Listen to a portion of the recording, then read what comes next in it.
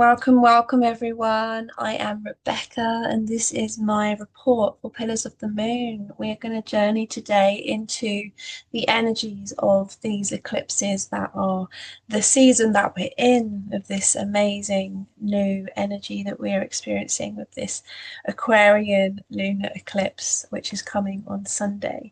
So that is Sunday the 7th at 19:08 in the GMT time zone.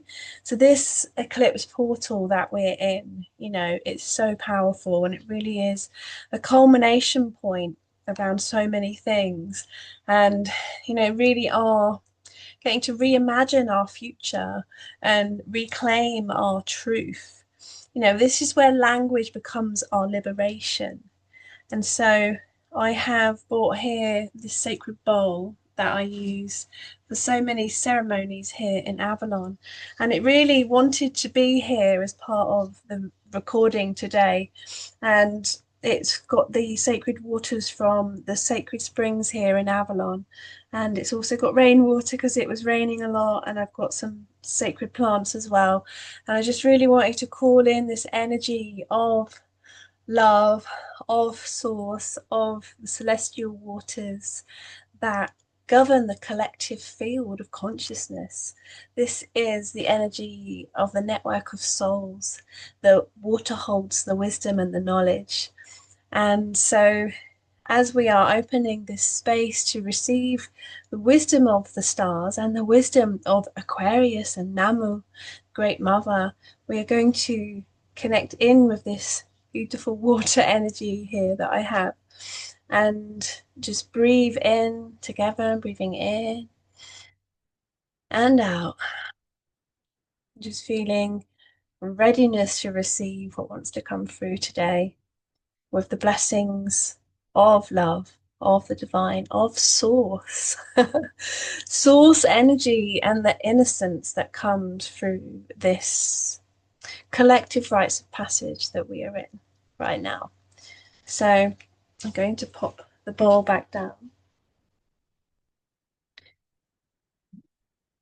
And yeah, now I'm going to light my candle.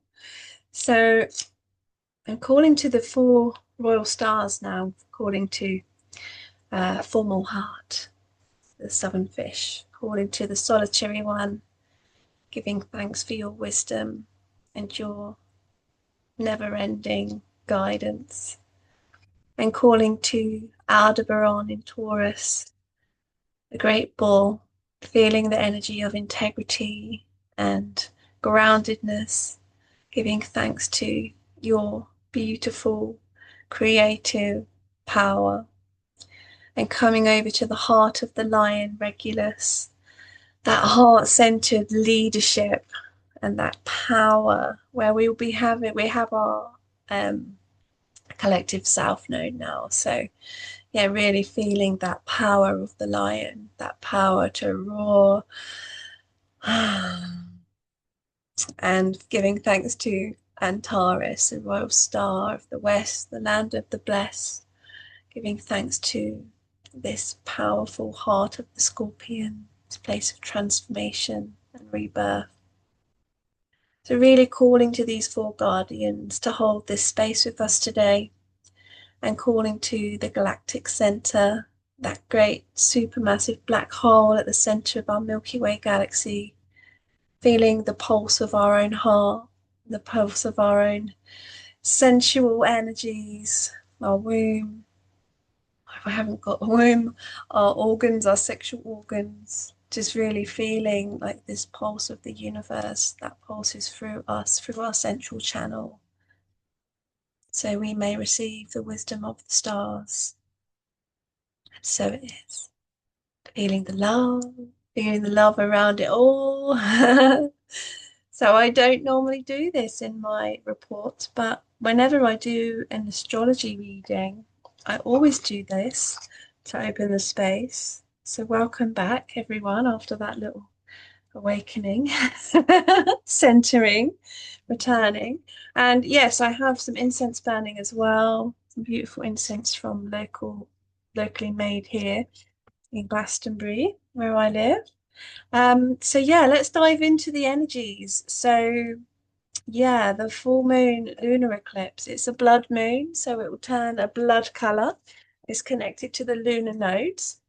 So I think those of you who have been following this channel for a while, I'm assuming that you know a bit about eclipses and why they come. You can check out on timeanddate.com if you want to know more information about the eclipses and why they come. And they have loads of information about the timings of the eclipse if you can see it in your area. So this lunar eclipse will be happening at the full moon and it will have a red hue to it. So it's also known as a blood moon. It's because of the red kind of colour that will come from the umbra. So it's a really powerful time to be connecting with the moon and connecting to the Aquarian energies. So let's take a look at the live sky. I'm going to take you onto Stellarium Web so we can see exactly where the position of the full moon will be. So yeah, this will be different to mainstream astrology. This is astronomy, so this is the live sky today. So you can see that today, as I'm talking to you, the moon is pretty close to Pluto. Look at that. So there's Pluto here, right back here, and the moon has just crossed over Pluto earlier today. So bit of intensity can come when the moon crosses over Pluto.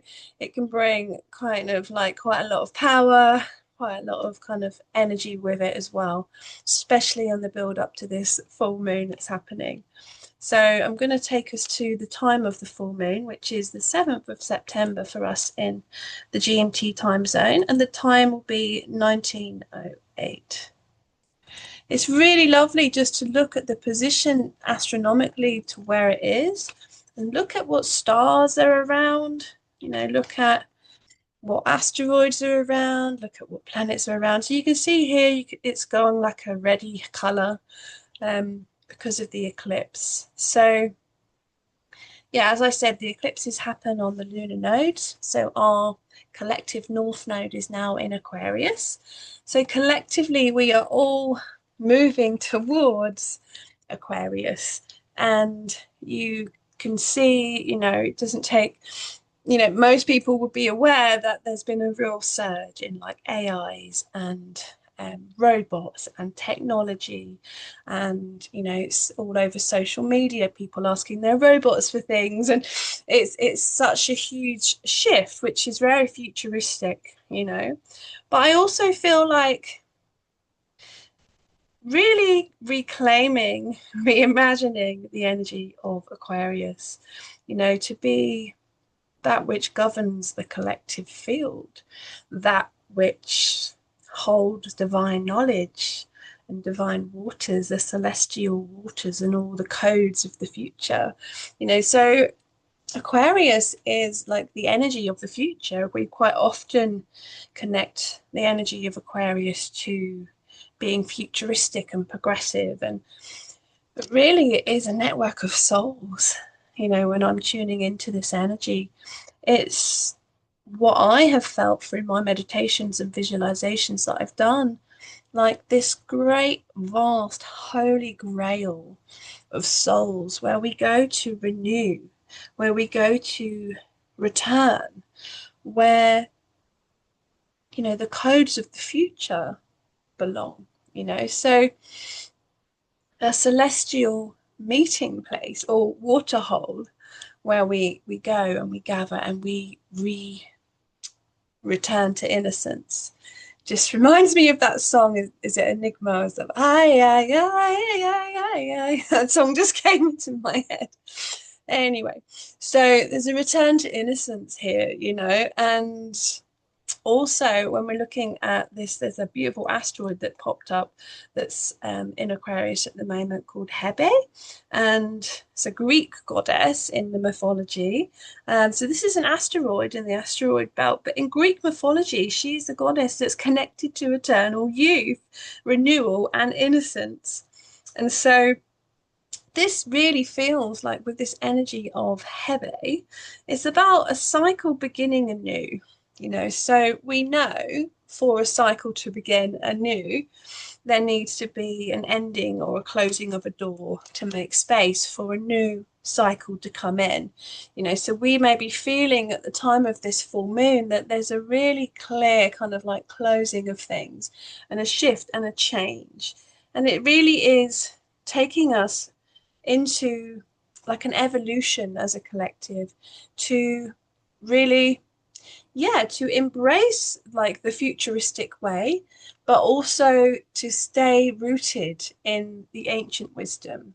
So this is a beautiful energy that we are really working with. I really connect when I'm tuning into this energy of like the energy of Namu. And Namu is the primordial creation mother.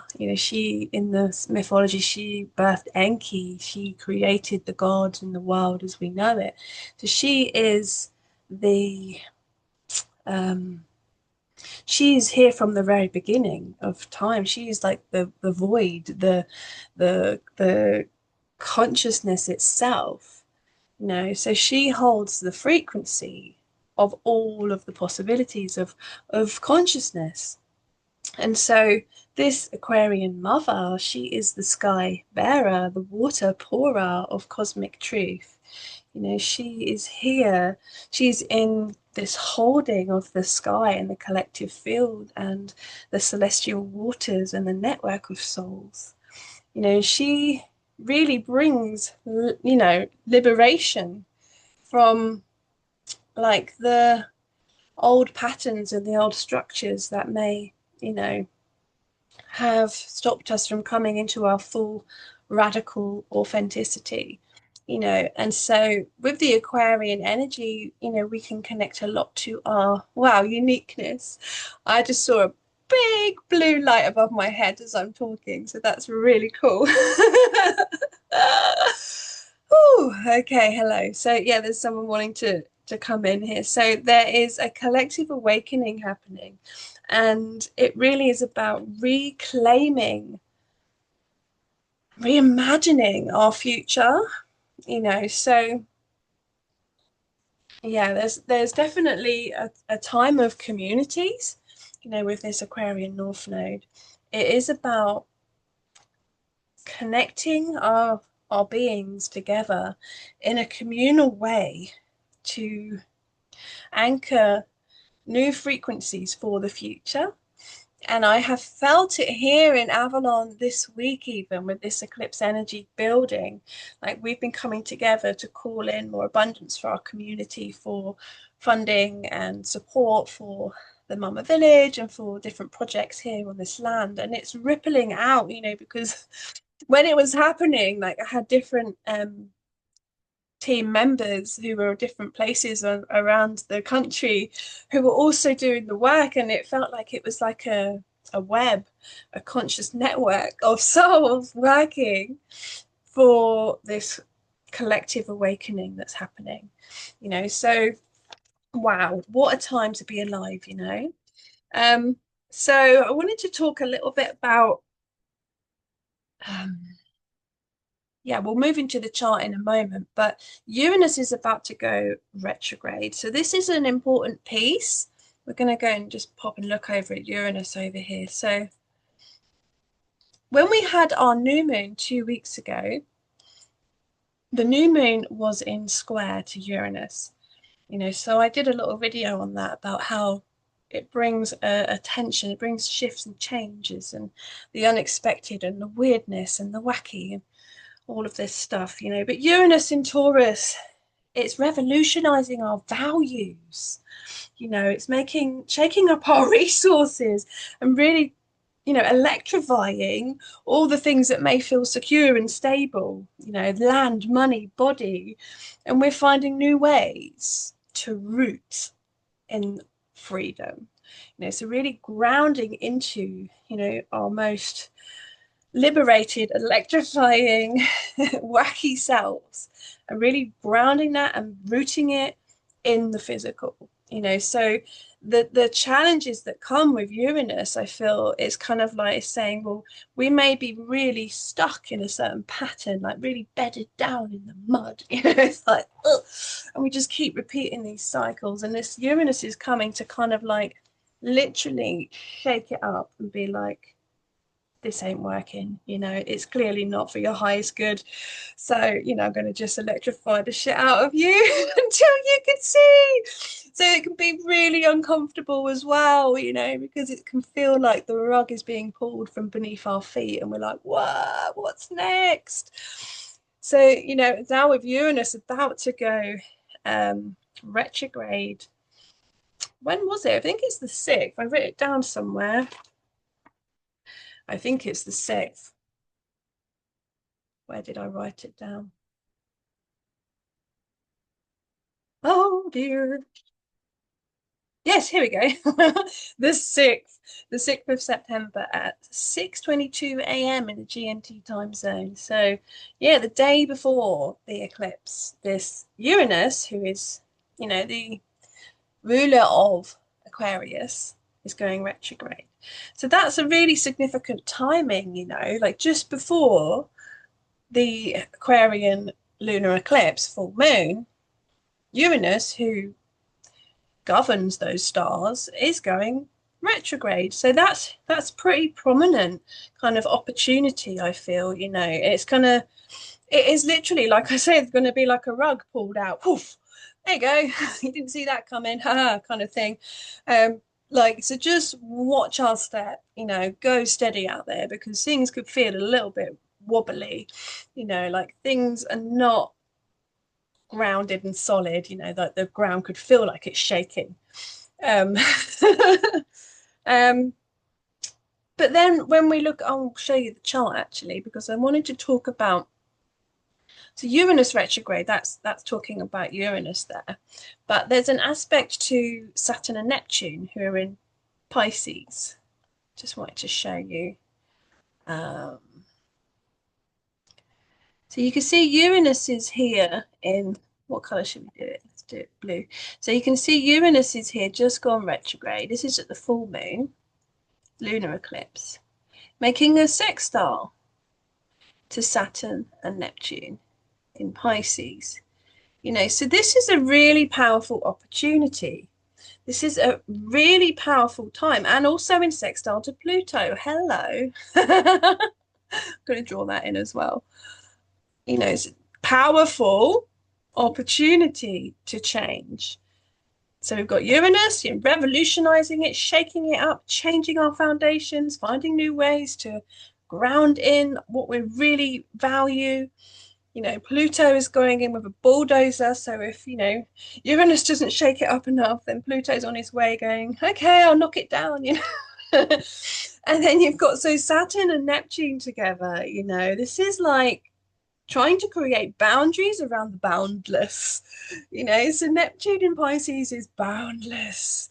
It's like, it's our infinite dreams and possibilities, and Saturn's coming in there and meeting with Neptune, and it's like trying to find form to the formless. It's trying to create form to our dreams, actually. And if we can have discipline with our intuition, we can find responsibility towards compassion, and we can create this sacred container, like this vessel, the Holy Grail, to hold the vastness, to hold all that's wanting to come in now, because it is vast. And so I feel like there's a lot of stuff, when we're going back over to the South Node, this is what we're tying up, completing, culminating. It's the leadership of the past, it's the power of the past, it's the people who are in power. There's like an energy of a culmination of that, and actually coming into the North Node is, I just keep seeing like this Aquarian North Node of the round table of King Arthur, and kind of sitting around a table and communities deciding things in unity and fairness and equality, rather than kind of self-serving kind of pyramid leadership, where only a few people are wealthy and everyone else is, whatever else. So it feels like this kind of full moon, a lot of this could be coming up to the surface, and there could be a lot of Pluto's bulldozing their way in to kind of break down all the old things that really are just not working, and Aquarius is about diversity. It's about our differences and variety, and that we are meant to be different. We're not all the same flavor, and life would be pretty boring if everything was the same fragrance or the same flavor. And actually, all of us in our own unique variety, our own essence, we create a magnificent orchestra of sound, of energy, so I feel as well with the South Node in Leo, this is the completion around our creativity, our creative life, our old projects, things that are completing now, so to make way for a more collective way of visionizing, visionaries sitting around a collective table with the ability to innovate, and to restructure. This, it feels like, with Pluto and Uranus here, it's like restructuring the old models. We may be feeling like we are finding new practical ways and having the ability to innovate within what is already there. And maybe some of it could be completely bulldozed down and started again. But there's also this path where we are being guided to, really honor the ancestral wisdom, Pluto and Capricorn, the ancestors, the elders, honor that, and also balance it with this futuristic forward thinking, that there is a place for it all. And this is the great gift of Aquarius. She is the great sacred container that can hold everything, so we are being asked to stretch and grow and become more so we can hold more, and also to let go of the things that are not in alignment with, what we're really here to do.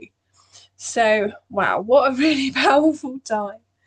So this is like, it feels like crafting a temple from reclaimed materials, and it's sacred, it's sustainable, and it's really surprising. You didn't see it coming. You're like, wow, we're doing this amazing new thing, and we're using all of these recycled materials, so it's really sustainable for the earth, but it's also really practical. And this is the energies I'm feeling. It's like there could be a real surgence of like real practical innovation, like earth homes, building kind of structures and things that are very natural and responsible for the earth and for our future and all of our children.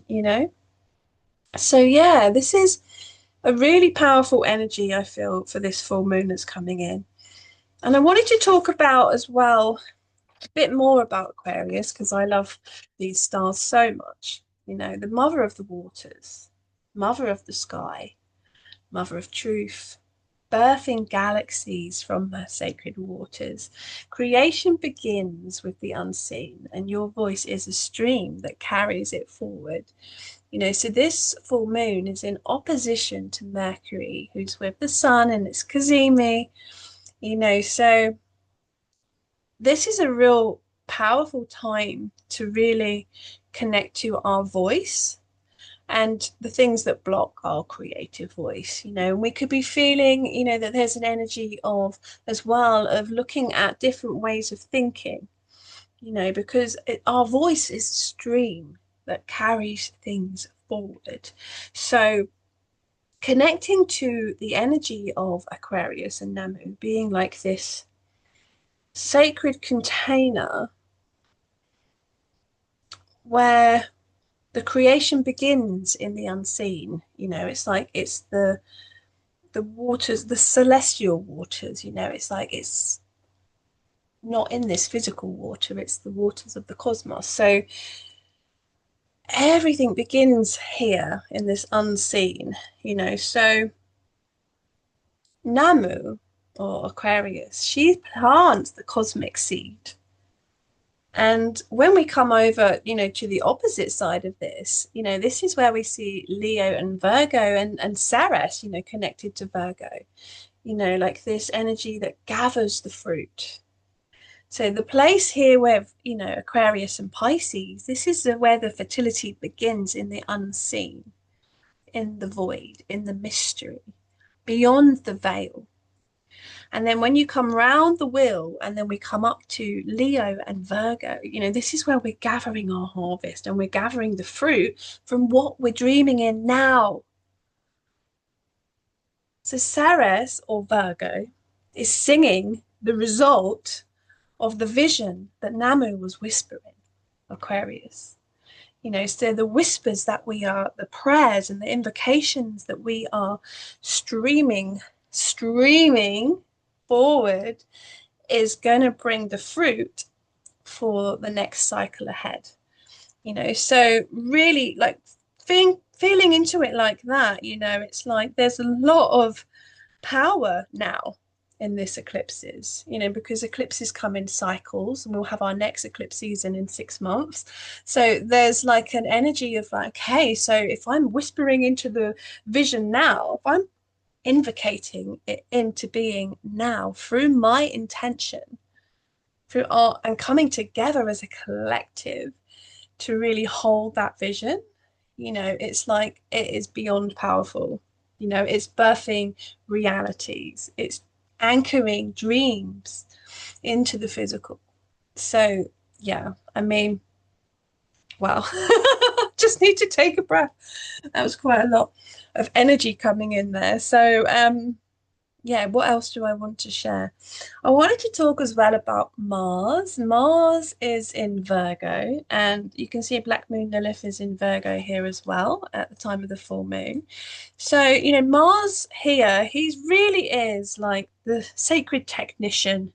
He's like this, he's got this drive to fix and improve and serve and get things moving in the physical kind of very Virgo way, So there's a lot of energy for cleaning up stuff at the moment, for tidying, for sorting.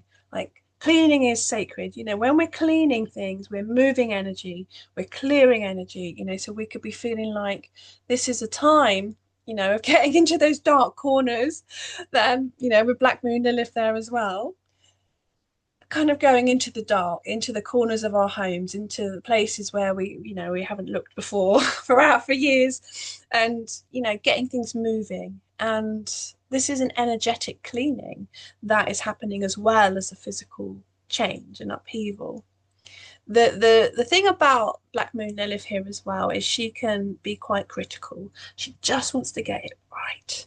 It has to be perfect, so if it's not perfect, no, we have to start again, so there's like an energy here of like being too overcritical, and the inner critic can be really kind of, we have to fix, we have to improve, we have to get everything in order, so just to be aware that, to use this energy well, we really are. I just saw as well that Mars is opposing Ceres, and Ceres is in Pisces. So this is an interesting energy as well. So Ceres, beautiful Ceres, she is about sustenance. She's about, yeah, like I said, the gathering of the fruit.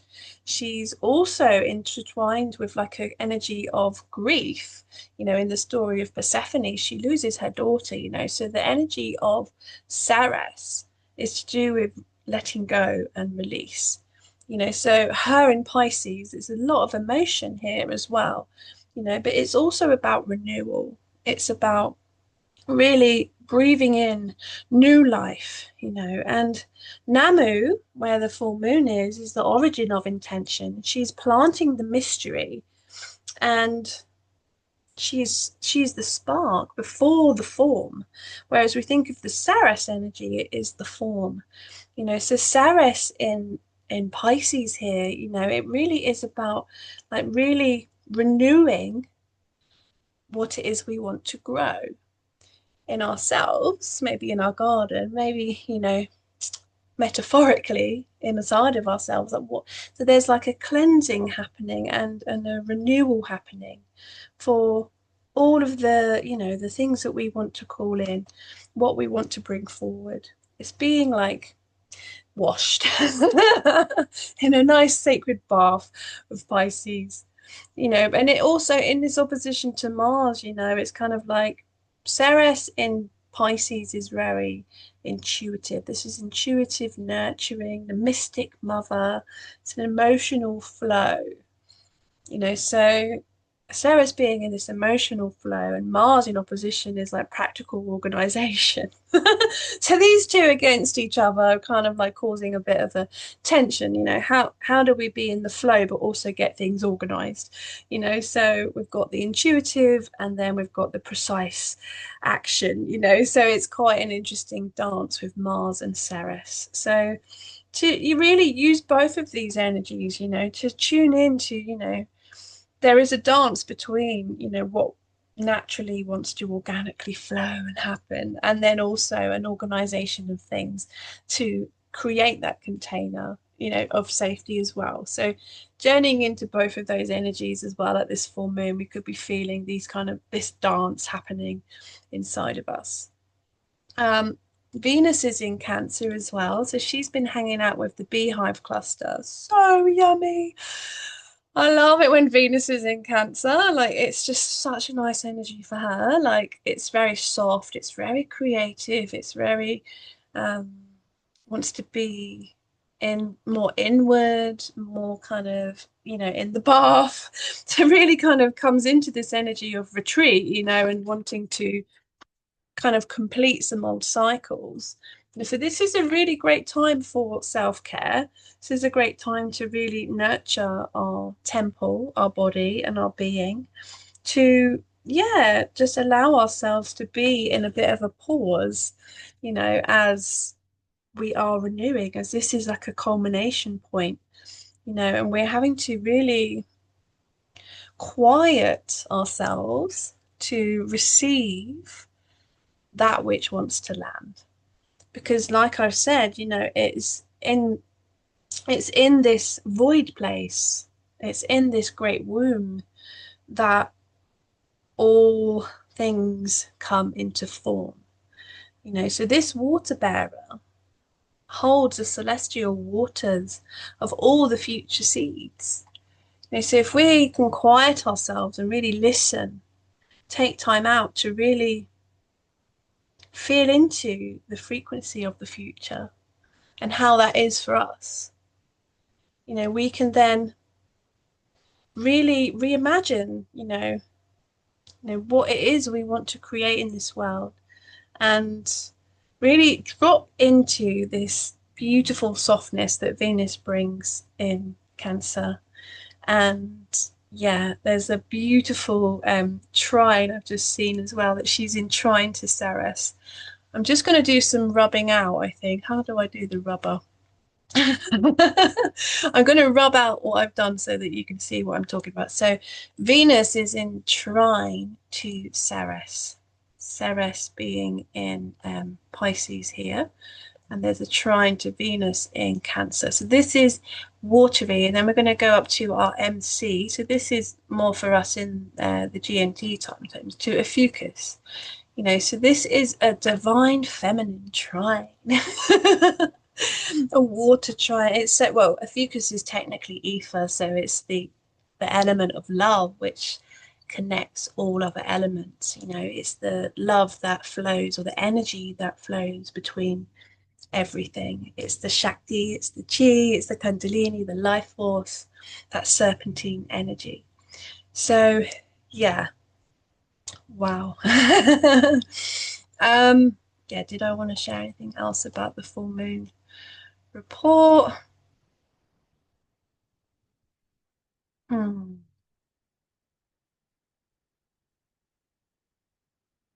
I wanted to talk about, like, so the last quarter moon is in Taurus and the solar eclipse is in Virgo.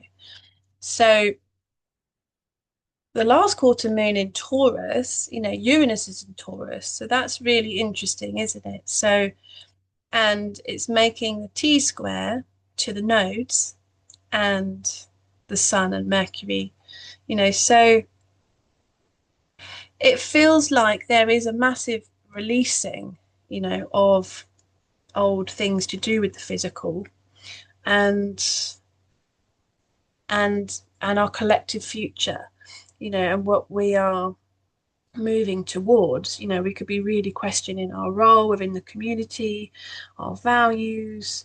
This is with Mercury here as well. There's an energy of like the language that we use, and there's an energy of really having to use our language for our liberation. That to speak the voice of truth for the future. Yeah, so that's the last quarter moon. You can see the T square that's happening.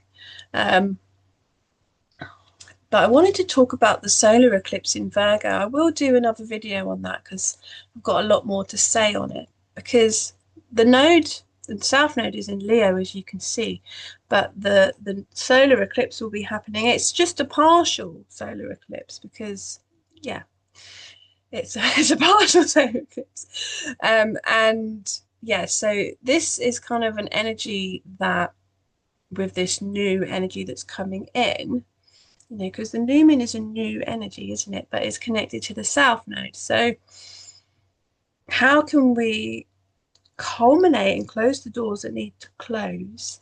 And and I feel like the energy of Virgo here is really like, so I feel like Ceres and Virgo are really connected, so Ceres being the harvest mother. And so when we're looking at these eclipses, they Aquarius or Namu and Ceres or Virgo really are ruling the sky in these eclipses. And so for me, like I've connected to Virgo as a great mother energy, and I've connected to Aquarius as source, celestial mother energies. So I feel like there's a massive reclamation happening around the feminine archetypes.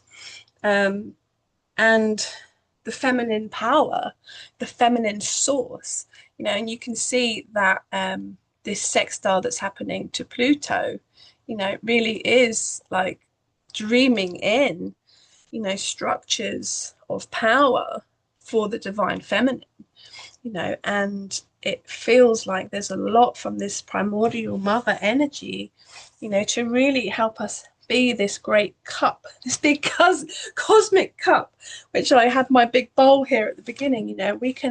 We can anchor in realities, collectively through our wombs. We have wombs that can bring through children, but we can also bring through realities, and that's definitely feels like the work that we've been doing here in Avalon for, really stepping into our leadership collectively as a group to really anchor in and hold all that's wanting to come through now.